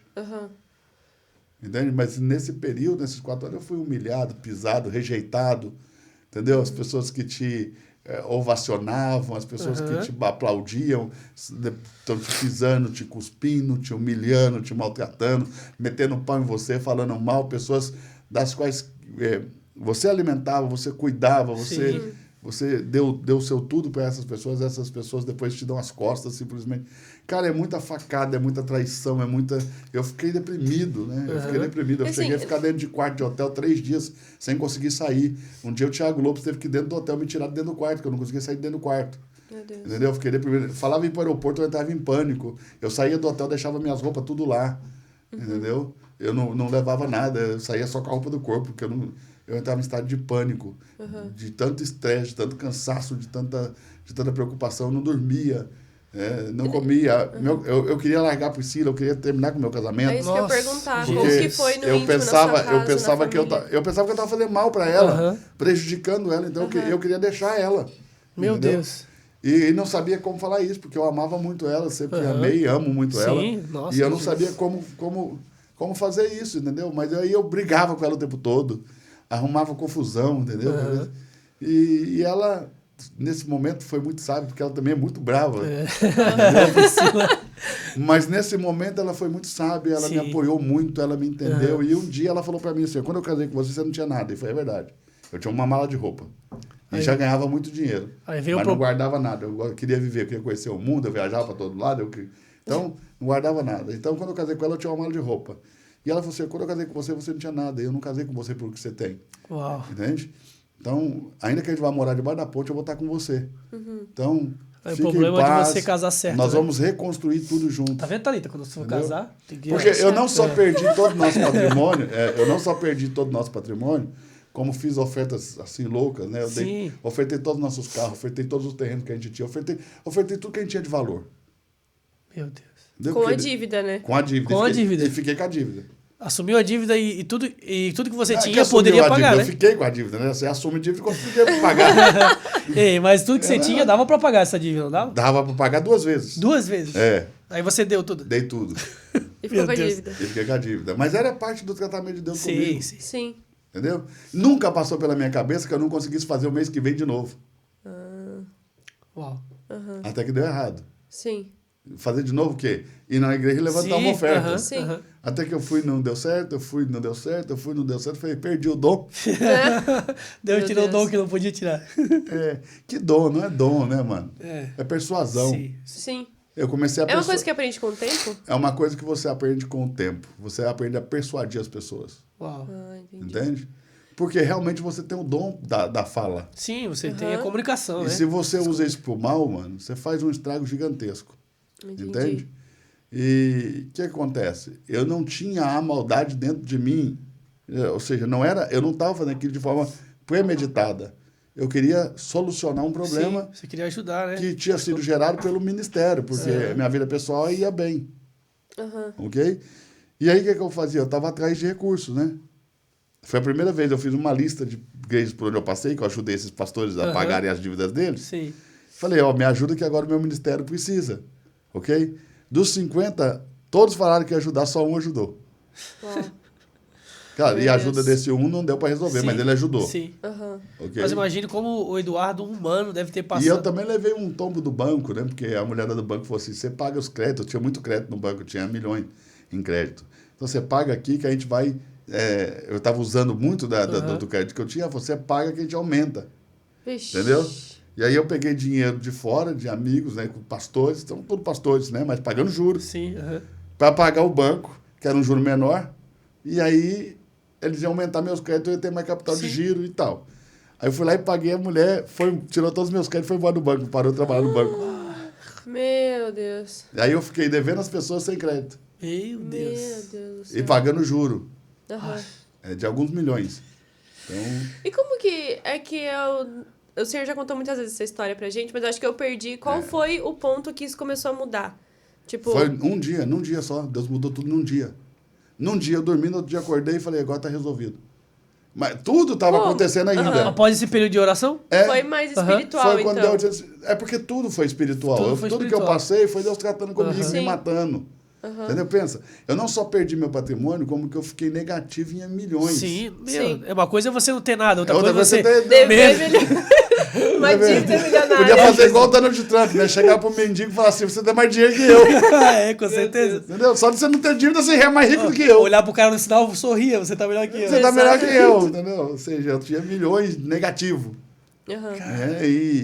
E assim, eu fui de um ganho, que naquele momento era tipo 150 mil por mês, para 15. Entendeu? E como é que você paga milhões? Não vai pagar nunca. Não, eu chorava de dia, de manhã, tarde e de noite. 15 porque ainda você tinha seus alunos que você dava aula, né? Porque... mas assim, quando eu quebrei, eu levei 2 anos para entender que tinha quebrado. Entendeu? Quando eu fali meu ministério, eu levei 2 anos para entender que eu tinha falido. Por causa do giro, né? Você gira, você acaba fazendo muito giro de dinheiro, então você acaba levando tempo para entender. Cara, eu sei que Deus me matou e eu me desvencilhei totalmente desse sistema. Amém. Agora, não foi fácil. E o dia que a chave virou, foi da noite pro dia, assim. Deus falou assim, pronto. Vou virar a chave, tá resolvido. Sim. Ok? E daquele dia em diante as coisas começaram a dar certo. Assim, eu tô falando de um dia pro outro. Eu fazia tudo certo e dava errado. De um dia pro outro eu comecei a fazer as coisas e começaram a dar certo. Uau. De novo.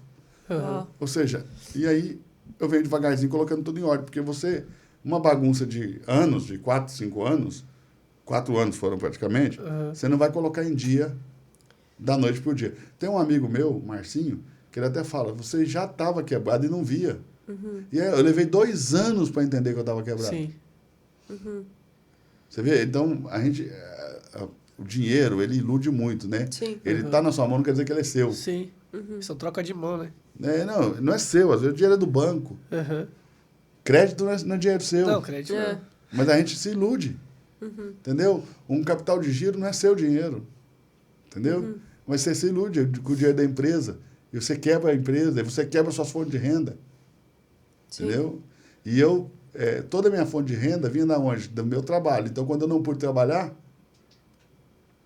por isso que hoje eu busco ter múltiplas fontes de renda. Eu estou trabalhando para ter múltiplas fontes de renda, porque se eu tiver que não pregar um dia, como hoje, né, eu não prego, tenha recursos vindo de outras fontes.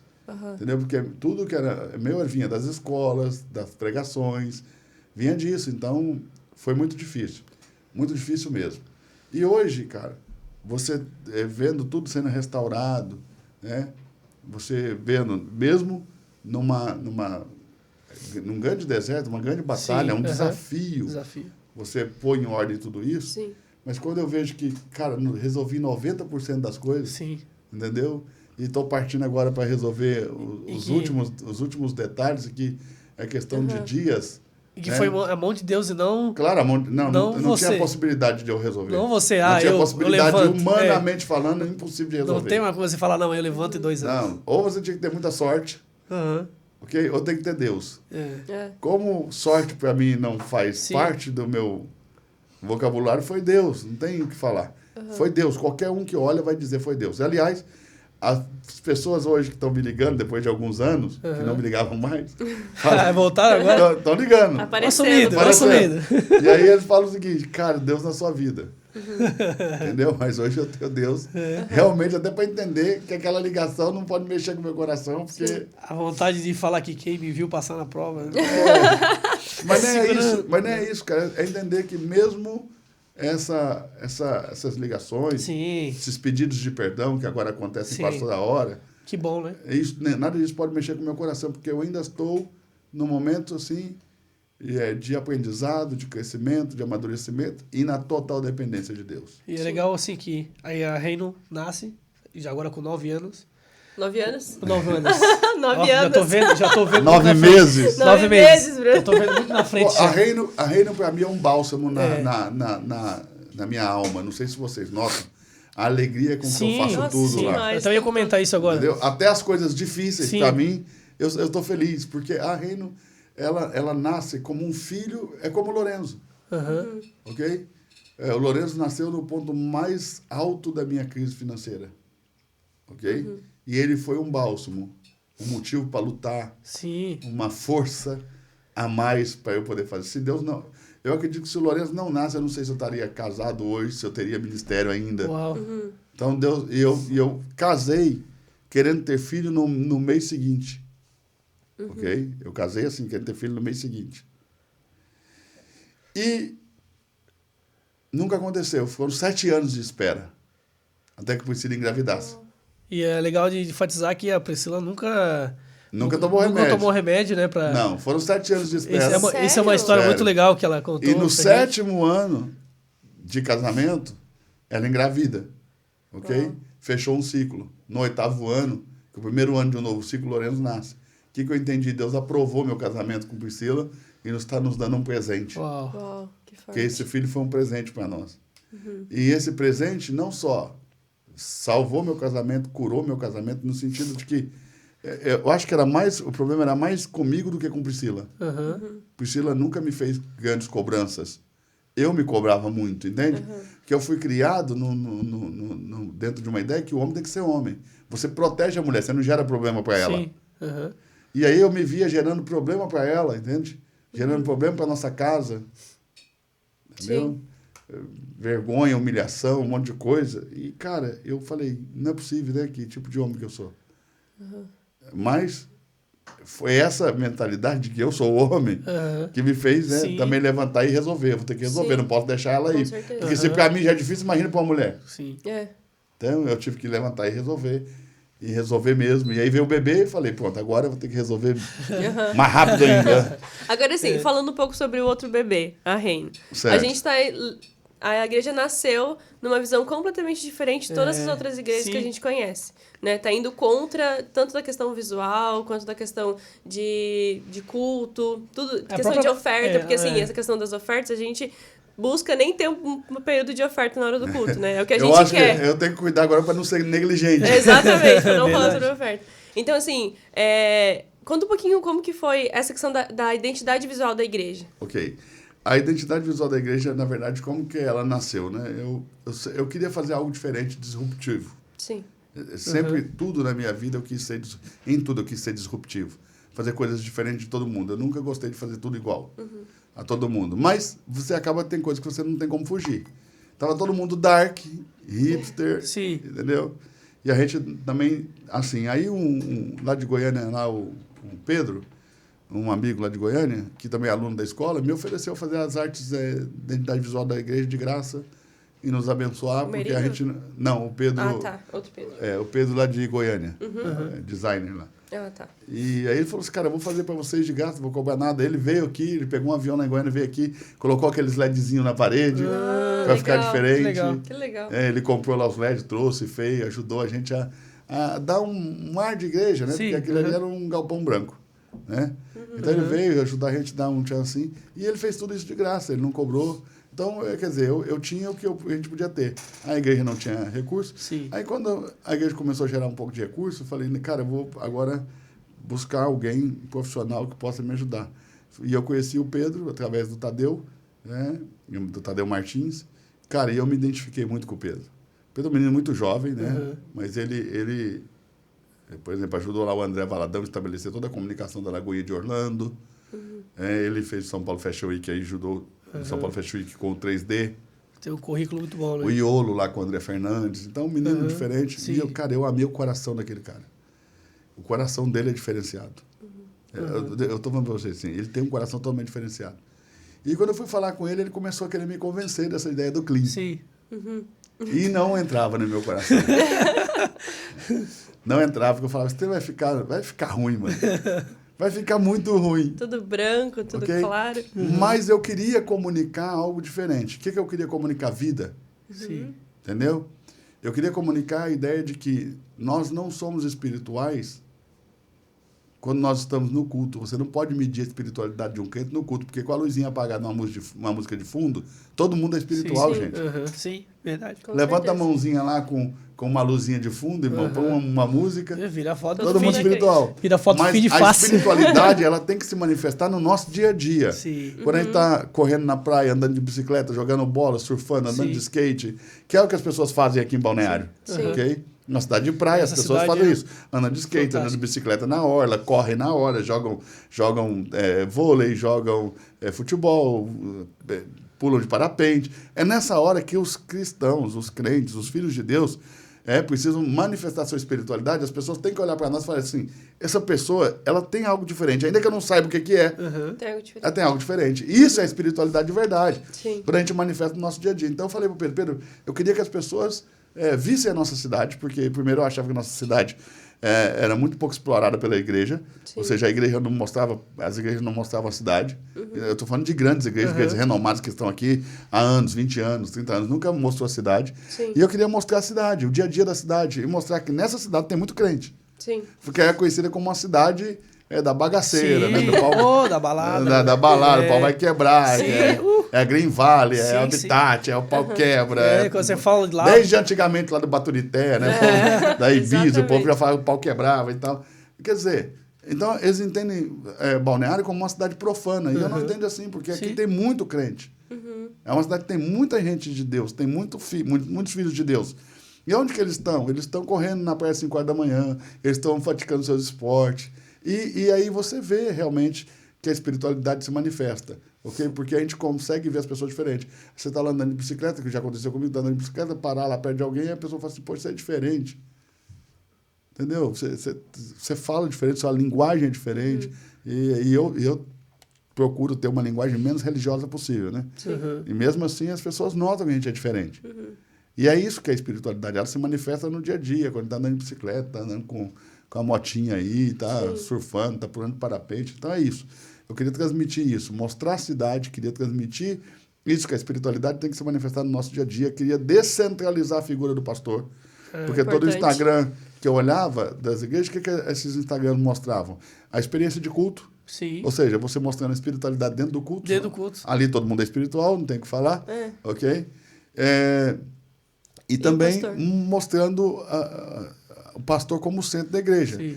E eu queria descentralizar isso, ainda que eu apareça, eu queria descentralizar isso e que se mostrasse a espiritualidade das pessoas que estão na igreja também. E que elas pudessem falar, que elas pudessem ser vistas, que elas fossem as fotos dos banners, que a igreja, o corpo de Cristo, revelasse a Cristo. E não o pastor revelando a Cristo. Então, essa descentralização para mim é muito importante, ela tem sido muito importante. E as pessoas já notaram que nós estamos fazendo uma comunicação diferente, mas eu acredito que elas ainda não notaram que isso é diferente também. E Nayara, que trabalha com a gente, ajuda a gente, é voluntária na igreja, até falou, né? Porque até nisso nós somos diferentes. Nós descentralizamos a figura do pastor. Porque alguém falou, Pedro, você conseguiu deixar o Instagram da Reino 10 vezes melhor do que o de uma igreja famosa aí. Mas ainda falta o protagonismo do pastor. E a gente aí que tá. Aí que exato. E a Nayara disse, eles não entenderam que até nisso a gente é diferente. A gente quer descentralizar a igreja da figura do pastor, ok? Ainda que não há nenhuma proibição de eu aparecer. Não é que ele não vai desaparecer, mas... que eu vou aparecer, mas que não seja centrado em mim. Né? Porque nós estamos edificando uma igreja em Cristo. E todos os que congregam ali são o corpo de Cristo e todos nós devemos revelar Cristo. Então, essa é a ideia, descentralizar. Mostrar a nossa cidade, mostrar o dia a dia, mostrar que a espiritualidade pode acontecer no dia a dia. Daí o Pedro me trouxe, quando eu terminei isso, ele falou assim, vocês vivem o ordinário de forma extraordinária, pastor. E aí essa frase se tornou a nossa frase, né? Vivendo o ordinário de forma extraordinária. E é legal vivendo o extraordinário aqui, ó, vivendo o extraordinário.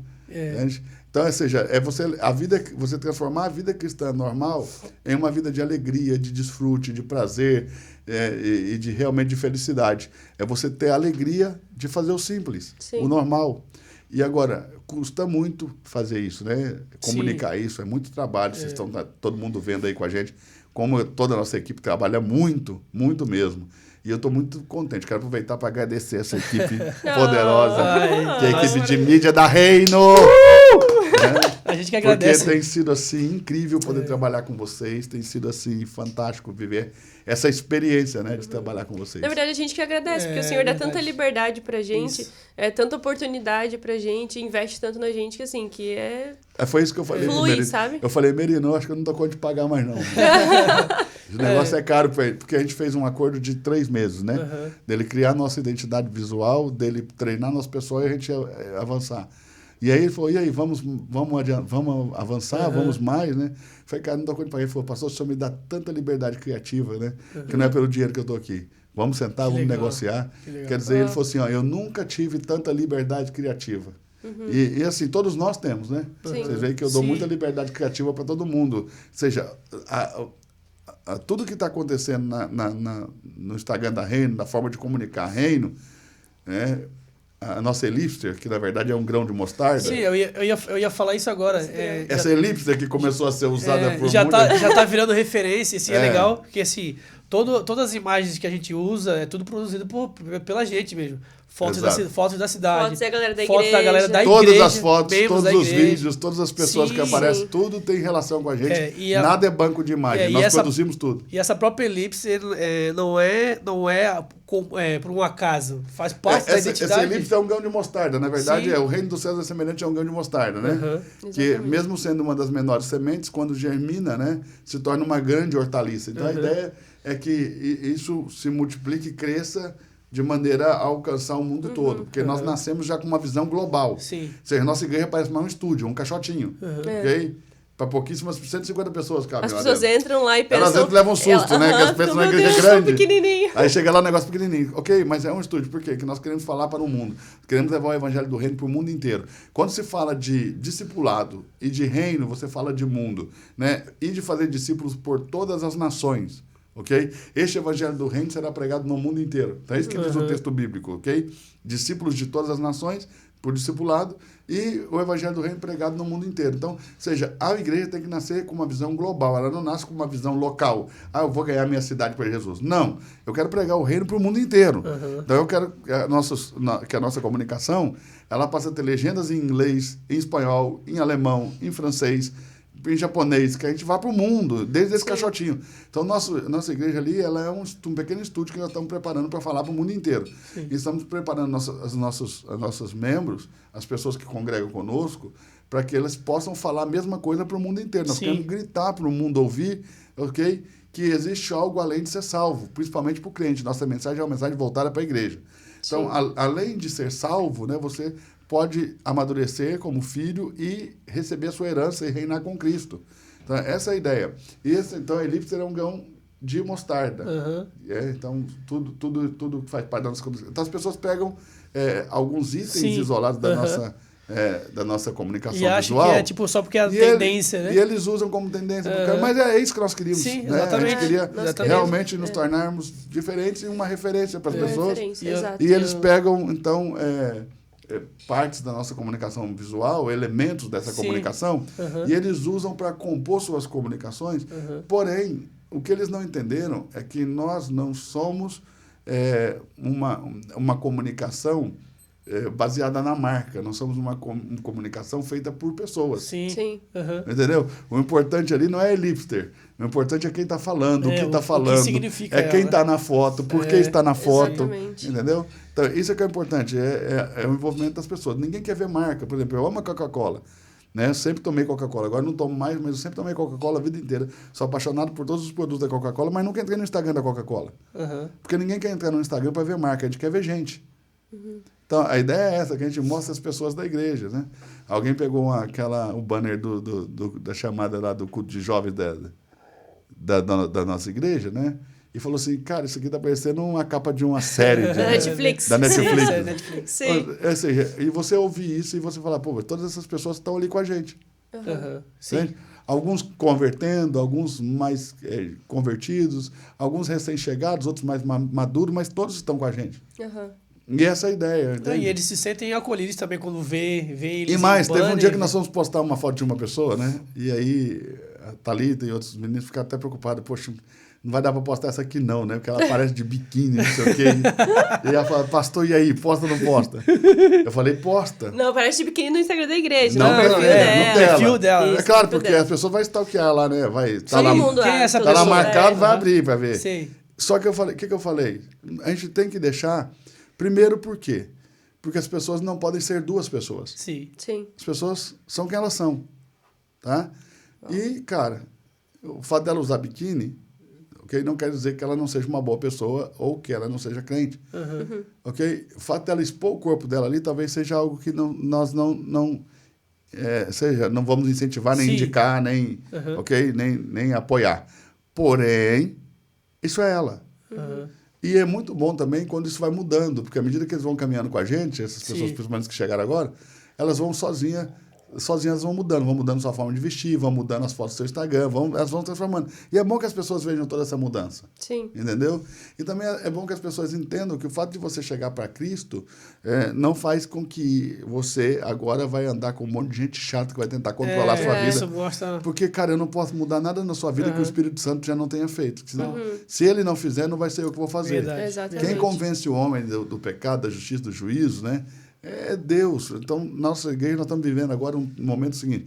Um monte de pessoas que viviam juntadas estão querendo se casar. Verdade. Estão me convidando para fazer um montão de casamento. Tenho recebido alguma... Mas a gente não prega sobre isso. Não. Sim. A gente não fala sobre isso. É a própria vida de Deus. Isso, exatamente. Isso é o que verdadeiramente está acontecendo na nossa igreja. A nossa igreja está sendo pastoreada pela palavra de Deus. E a palavra de Deus é Cristo. Sim. Então, Cristo está pastoreando sua igreja. As pessoas estão se sentindo assim, confrontadas por Cristo, ok? Chamadas por Cristo para viverem uma vida mais ordenada e mais adequada ao Evangelho. Não tem um monte de gente chata brigando com elas, ou dizendo, você vai perder isso, não vai poder fazer aquilo, vai pro inferno. Até sobre a questão do batismo, a gente nunca fala que você só pode fazer se você se batizar. As pessoas vêm, elas chegam e, cara, eu quero me batizar. Outra coisa que eu queria pontuar, a nossa igreja nasceu faz 9 meses. Se você olhar, a proporção é muito mais jovem, né? E a mensagem não é uma mensagem basicamente para pessoas que, por exemplo, um ponto evangelístico, é para pessoas que já são crentes. Ela não é uma mensagem evangelística, né? A nossa mensagem é uma mensagem para crente. Aliás, é o evangelho do reino. Sim. Nem todos os salvos vão reinar com Cristo, mas todo o que vai reinar com Cristo é salvo. Sim. Então a mensagem do reino é uma mensagem para salvo. A gente fala para crente, a gente não fala para não crente. É verdade. Ok? Então, por isso, a nossa rede social precisava também comunicar com o não crente. Verdade. Porque a pregação nossa já não comunica com o não crente. Isso é uma das coisas que eu mais amo na nossa igreja, que a gente consegue juntar a vida normal, lifestyle, faço que, tipo assim, tem os seus hobbies e a parte da profundidade na palavra. É isso. Que é incrível. A gente vive a nossa vida normal e quando chega ali a gente mergulha na palavra, sabe? Então você vê que a nossa pregação já faz isso. Ela já atrai pessoas mais velhas, pessoas mais maduras na fé. Tanto que a nossa igreja é uma migração de gente do quanto a igreja, né? Isso. E tem igrejas que estão perdendo mais gente para reino, outras menos. Nós nunca fomos lá chamar, mas as pessoas estão vindo, porque a mensagem é uma mensagem para crente. E aquele que estava balançando, ou aquele que estava sem congregar por causa da pandemia, o que aconteceu na pandemia? Pessoas não estavam congregando. Ok? Eu era da igreja lá, mas não estava mais indo. E aí você começa a trazer uma mensagem voltada para crente cheia de vida, é óbvio que eles vão vir. Sim. Então, eu não tinha nem pretensão que isso não fosse acontecer. Nunca fui chamar, porque eu nunca nem saí dali de dentro. A minha pretensão ali é começar com eu, Priscila e Lourenço. Já começou primeiro com os meus alunos, que vieram de viagem, pegaram um avião e vieram para cá e fizemos um culto ali com eles, com um sonzinho alugado, e depois foram vindo pessoas, e pessoas foram vindo, e um vai chamando o outro vai chamando o outro, porque aí vem gente de tudo quanto é igreja. E tem algumas igrejas que vem mais pessoas, né? Eu acho que grande parte do nosso público ali vem de outras igrejas, e alguns vão chamando os outros da mesma igreja, que vai vendo que o cara está descontente, vai vendo que a pessoa não se encontra, vai vendo que o cara já saiu. A maioria já saiu. As pessoas chegam... O pastor Alejandro mesmo estava 4 anos sem uma igreja. Não, e pessoas que chegam ali... Então ele estava para lá, para cá, para lá, para cá. Eu estava 2 anos sem essa Aí, tá ali, tá 2 anos. Então, as pessoas estavam assim... Então, essas pessoas se encontraram ali na reino por causa da mensagem. É uma mensagem voltada para crente. Sim. E mais, é uma mensagem desafiadora, né? Que você fala de conquista, disciplina, ok? Então, ao mesmo tempo que a gente fala que a salvação você não perde, mas ao mesmo tempo você fala que para reinar você precisa ter uma vida diferente. Você precisa ter uma vida com Deus, com né? Deus. E de verdade, né? Não, a pessoa primeiro se depara. Eu não vou ficar preocupado com não ir para o inferno. Verdade. Mas eu tenho que estar preocupado em viver a vontade de Deus. Sim. Aí esse viver o extraordinário da forma. Ordinário da forma extraordinária. É isso. Terminou nosso tempo. Meu Deus, Terminou nosso já tempo. passou. Um beijo para todo mundo.